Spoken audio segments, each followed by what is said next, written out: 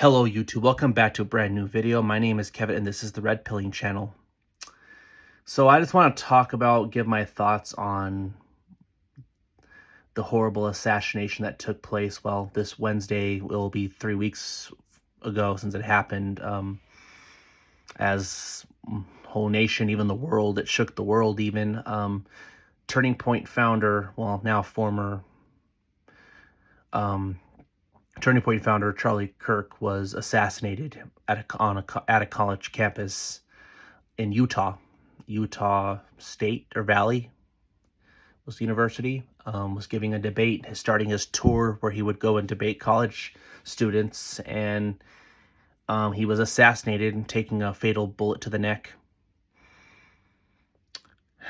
And this is heartbreaking for me, and it hits me hard.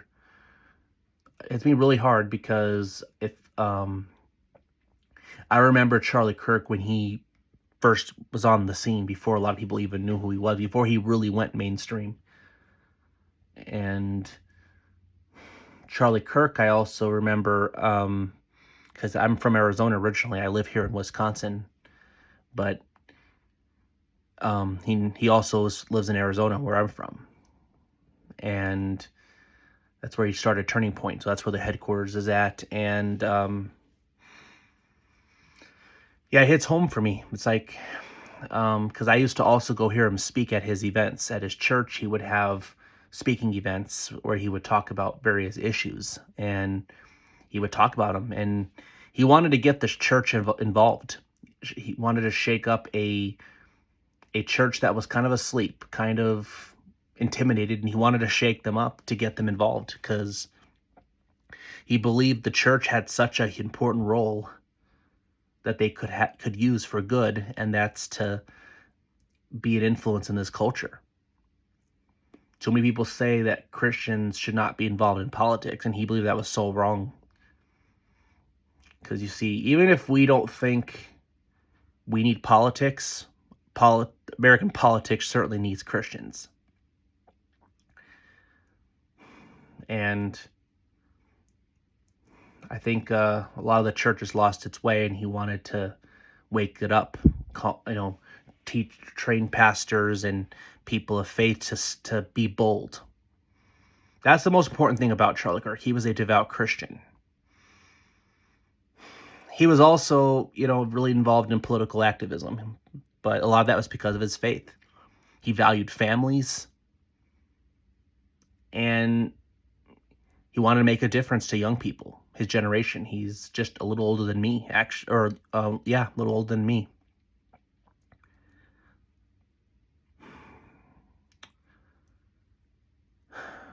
But yeah, I felt very angry, crying, all kinds of emotions. Because I used to hear him in his podcast all the time, on the way to work and on the way home. Sometimes if we go on a trip on a trip or something that would involve driving long distance, I would play his podcast and listen. And he loved his country. And he saw a country in decline. And while everyone was kind of sitting back and saw a nation that has fallen away from what the founders were intended for and were hoping for, and he wanted to make a difference. And he saw a nation in decline, where people who've been in charge for years have constantly let us down. Radicalism, indoctrination, anywhere from teaching our youth to hate God, their country, their family, themselves.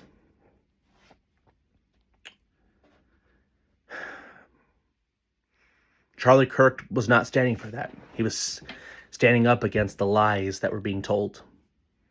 And even then, me watching Charlie Kirk all these years, I really saw him grow too in his faith, because he evolved a lot in his politics too. There was a time he was pretty libertarian, but he got more, how much more it's important to conserve the family. And because without the family, America's doomed without the family. The family is really the only thing that can defeat what we're seeing right now in the government. And right now, the left and the deep state, they really have done what they could to divide the family. And Charlie Kirk, while everyone seemed to have run away from wanting to stand, falling away, or those who believed it but ran away out of fear, he ran at them and stood up to them. Charlie Kirk built a lot. He meant a lot to a lot of people. But he also built a lot of enemies too, because of what he stood for. He was slandered, repeatedly lied about, accusing him of things he never said, and on purposely, misrepresenting what he actually said. And, a lot of people believed it, and they still do.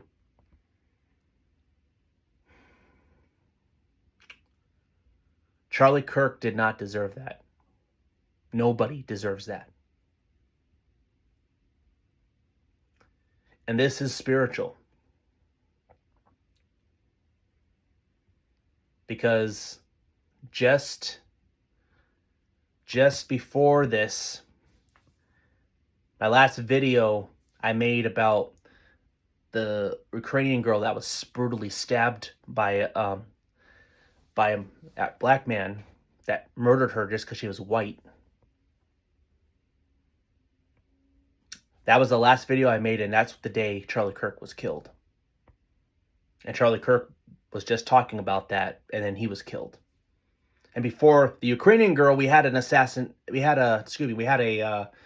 mass shooting at a Catholic school of a trans shooter going to kill shot up a Catholic school, impacting at least multiple kids were injured. 2 of them were dead. I forgot the numbers, but a lot of them.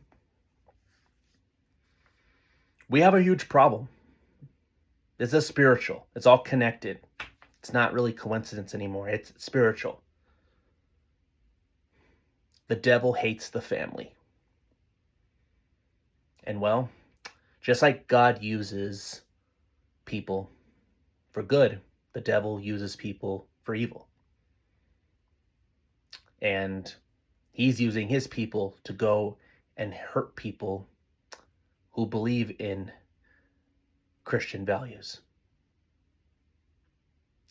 And most importantly, people who don't just believe the values, but actually are faithful in their faith, that believe it.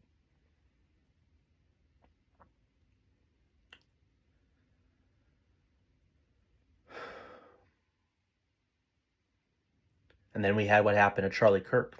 A few weeks later, we had that.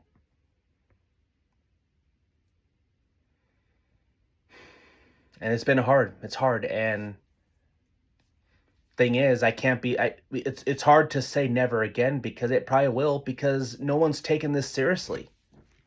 We have violence in this country.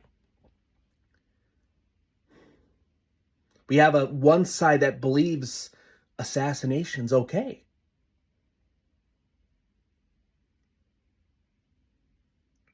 A political opposition that think it's fine to do that. A pro-assassination culture. It's scary.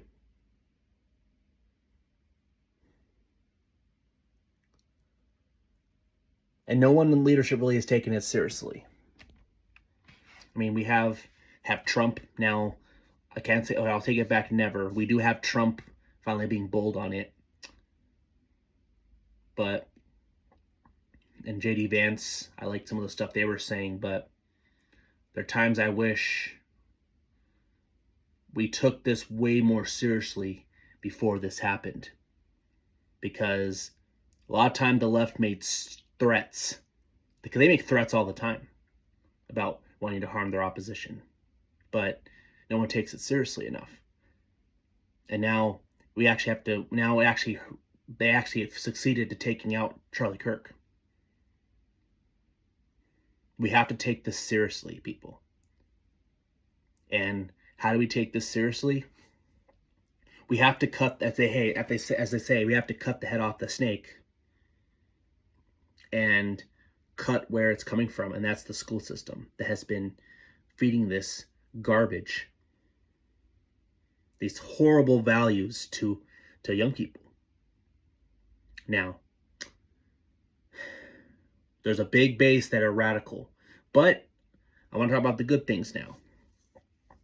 There's a young population that's also becoming very red-pilled.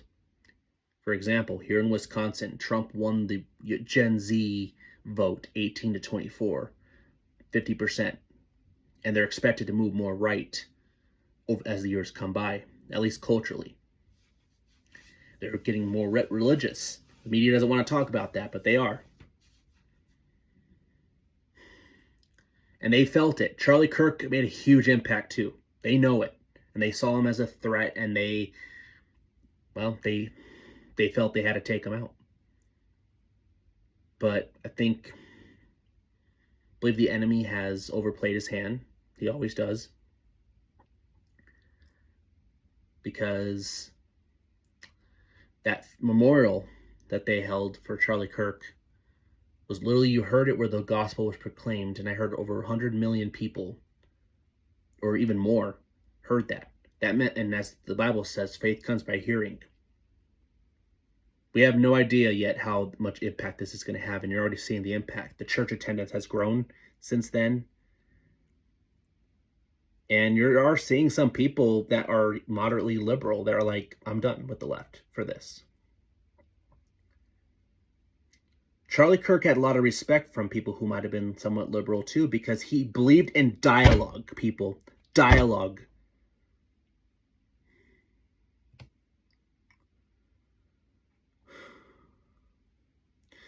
I'm a big free speech advocate, and it's really important that we give people a platform. But free speech is the most important amendment in our Constitution. I'd say even a little bit more than religious freedom. Though I love my religious freedom, I love being left alone, but if it wasn't for freedom of speech, it'd be a lot harder to share my values with others. Or it'd make it a lot harder to do that. And yes, you should want even your enemies to have free speech, because even people who say bad things, like I hate what some people are saying about Charlie Kirk. I actually do. I very much do. But guess what? When you can hear what they're saying, it should get us to talk more about it. And it should unite us more together to talk to each other, be there for each other when we see these things.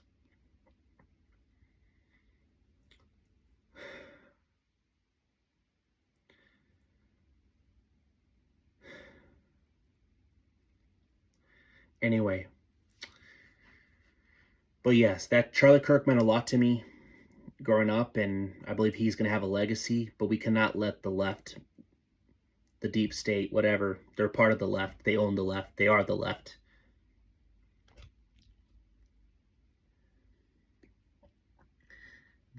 Can't let them let us forget Charlie Kirk. We must never forget Charlie Kirk and the legacy he did, because they do want us to forget. It's very important we remember. I do respect the different, even some sport organizations, sporting teams that mention him. That's great. I'm glad that people are learning about him more than ever.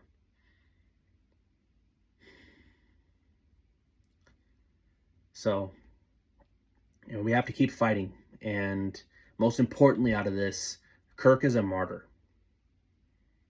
I can't leave this video without saying that he's a martyr. And that's what people that's what the people, especially people of faith, need to recognize him as. There's no excuse for churches to not mention him at church, whether you've heard about him or not. Pray for him. If you haven't, if churches haven't, you need to ask questions on why. I know there's the thing about being neutral, but there's no reason to not pray for Charlie Kirk, because he's a martyr. Maybe you might disagree with him on some things, okay, but he's a martyr of his faith, and he died for what he believed in because of his faith. Not his politic, people, his faith. Every aspect of his life and values resulted from his faith. And they killed him because of it, his faith.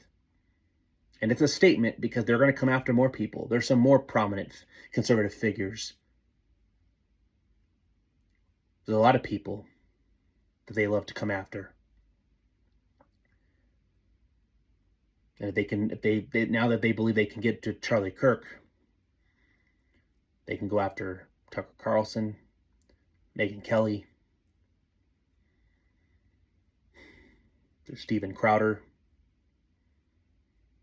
There's a whole list of conservatives that are really being bold to what they believe in. And well, there's Steve Bannon. I can't forget him. Another one that the left fears. They're scared of people they can't control. That's the problem. And they're scared. They're scared that they're losing the young vote. So that's all I have for today. I know I'm kind of almost a few weeks late mentioning this, but I had a lot of things go through my head, and there's so much drama in this world. There always will be, but we have to honor his legacy, and we have to be bold. Most important thing, Charlie Kirk's in heaven. He's with the Lord. He did what God used him for, and everyone wants to know why God allowed this. Well, I think God allowed this to shake up the church. Maybe it's a way to spark a revival. The problem is, if this doesn't spark a revival, then I don't think anything will. And I think that's proof that God's done with America. But we'll have to see what transpires going forward with this.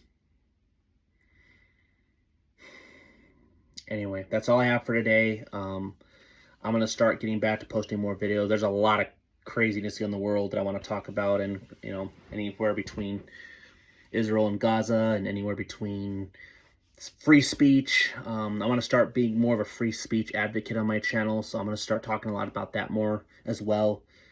And I'm also going to start exposing some people in our own party who really don't believe in what they claim to be. A lot of people have exposed themselves through the Charlie Kirk stuff, and it's sad. There's some people who are actually using Charlie Kirk's death to advance it, which is, I find, sickening. To grift off an issue. So anyway, that's all I have for today. If you like this video, please like. If you like, and a comment if you have anything that you might add. If you like this channel, please subscribe and hit the bell for notification. The Red Pilling channel out.